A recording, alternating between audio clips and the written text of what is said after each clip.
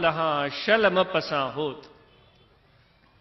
اے میرے حبیب، اے میرے محبوب، میں تمہیں ڈھونڈتا ہی رہوں، ڈھونڈتا ہی رہوں، ڈھونڈتا ہی رہوں، کبھی بھی نہ پاؤں۔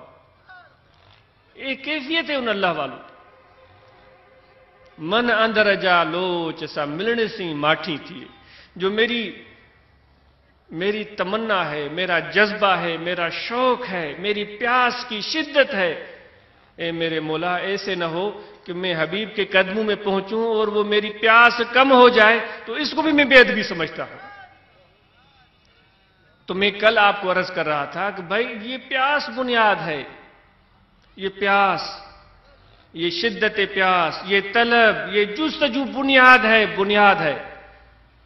کہا گیا ہے کہ در طلب مردن شرطست، یہ نہیں کہا گیا ہے کہ پہنچ گئے تو تم کامل ہو گئے اور اب تم سب پا گئے۔ جو کوئی بھی ہو وہ یہی سمجھے کہ ہمیشہ اپنے دل میں طلب کو محسوس کرے، مرتے دم تک، تبھی کامیابی ممکن ہے۔ اگر یہ طلب جس کی طرف شاہ صاحب نے اشارہ کیا ہے یہ کم ہو گئی تو پھر ناکامی اور نامرادی مل سکتی۔ تو یہ طلب، یہ جستجو، جس طرح کسی شاعر کا شعر ہے، یا بم یا نہ یا بم آرزوئے می کنم، اے میرے مولا میں تمہیں پا سکوں یا نہ پا سکوں، تم سے تمہارے حضور میں پہنچ سکوں یا نہ پہنچ سکوں، آرزو کرتا ہوں، آرزو کرتا ہوں۔ سبحان اللہ، حاصل آید یا نہ آید جستجوئے می کنم، کچھ ملے یا نہ ملے جستجو تو میری قائم ہے، بس مجھے اسی جستجو میں ہی رکھیو، اسی طلب میں ہی رکھیو، اسی شوق میں ہی رکھیو۔ یہ کبھی میرا شوق، یہ کبھی میرا عشق، یہ کبھی میرا ولولہ، یہ کبھی میرا جذبہ یہ کم نہ ہونے پائے، اس میں اضافہ ہو، اس میں ترقی ہو۔ تم اسی طرف اللہ نے اشارہ فرمایا، یوم لا ینفع مال ولا بنون الا من اتى اللہ بقلب سلیم۔ نفع نہیں دے گا مال، بہت ہمیں مال پر اعتماد ہے، نفع نہیں دے گی تمہیں تمہاری اولاد، بہت پیاری ہے، بہت پیاری ہے۔ قریش میں بھی یہ رواج تھا، جس کے پاس مال زیادہ ہو اور اولاد زیادہ ہو تو وہ اپنے آپ کو سرداری کے قابل سمجھتا تھا کہ میں ہاں سردار بننے کے قابل ہوں، کیونکہ میری اولاد بھی ہے اور میرے پاس مال بھی ہے۔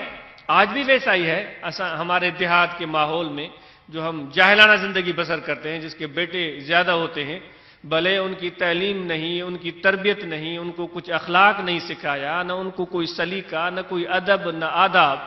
سندھی میں یہ چوندا آहिनि اण گھڑیل، جو ॻाल्हाइनि त ॿिए खे दड़का पिया ॾियनि، न नंढे जी तमीज़ न वॾे जी शनास, बस मूंखे पुट घणा। ए इंसान तूं पुटनि ते वॾो नाज़ पियो करीं, पर इहे पुट सुभाणे क़यामत जे ॾींहुं ॻीचीअ मां वठंदई।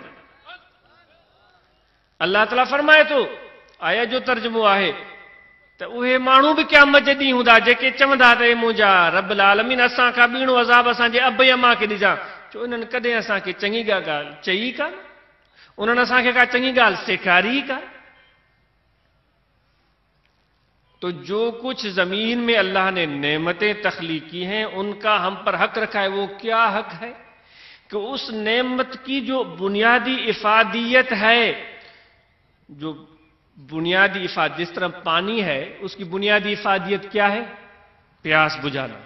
اس کی بنیادی افادیت کیا ہے؟ کھیت کو سرسبز اور شاداب بنانا۔ اس کی بنیادی افادیت کیا ہے؟ پاک بنانا، جسم کو صاف بنانا۔ اب ہمارے اوپر اس پانی کا حق ہے کہ اس کی بنیادی افادیت کو خراب نہ کرے۔ یورپ والے آج ہمیں سکھاتے ہیں، بھائی ہمیں تو پہلے ہی کالی کملی والے نے، ہمارے آقا نے سکھا دیا، لیکن ہمیں شوق ہی نہیں ہے ان باتوں کو پڑھنے سے۔ وہ کرامتیں پڑھنے کا بڑا شوق ہوتا ہے کہ بڑی کرامتیں ہیں۔